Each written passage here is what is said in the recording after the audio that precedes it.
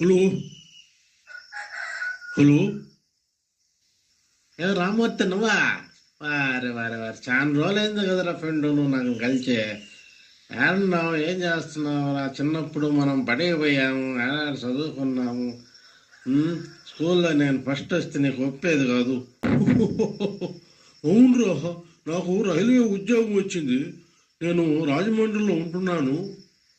నువ్వు ఎలా ఉన్నావు?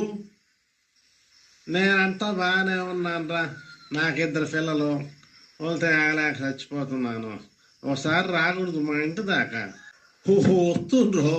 నేను ఇక్కడ ఉద్యోగంలో చేరిన కాడి నుంచి ఫుల్ బిజీ అయిపోయాను, రాలేకపోతున్నాను. అలాగే రా, ఒకసారి రా, ఇద్దరం కలిసి మాట్లాడుకోవాలా. చాలా విశేషాలు ఉన్నాయి, చిన్ననాటి జ్ఞాపకాలు చాలా చాలా చాలా ఉన్నాయి. నీకు చెప్పాలని నాకు కూడా చాలా కోరికగా ఉంది. అప్పుడు విషయాలు ఎట్టా నీకో తెలుసు, నాకో తెలుసు. ఇప్పుడు మాత్రం తెలియాలి చాలా ఉన్నాయి.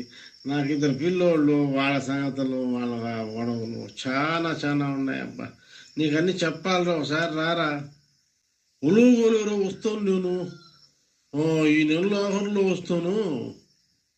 అట్నే కలిసి మాట్లాడదాము. నేను చూసి చాలా రోజులైంది. నాకు నేను చూడాలనిపిస్తుంది. నేను ఖచ్చితంగా వస్తాను. ఎంతో కులాసాను.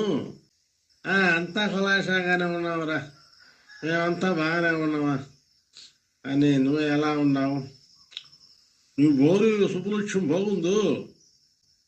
బాగుందిరా, ఏదో మనకి. అలాగే ఖచ్చితంగా వస్తాను. ఇక ఊళ్ళో విషయాలు ఏమన్నా ఉన్నాయో?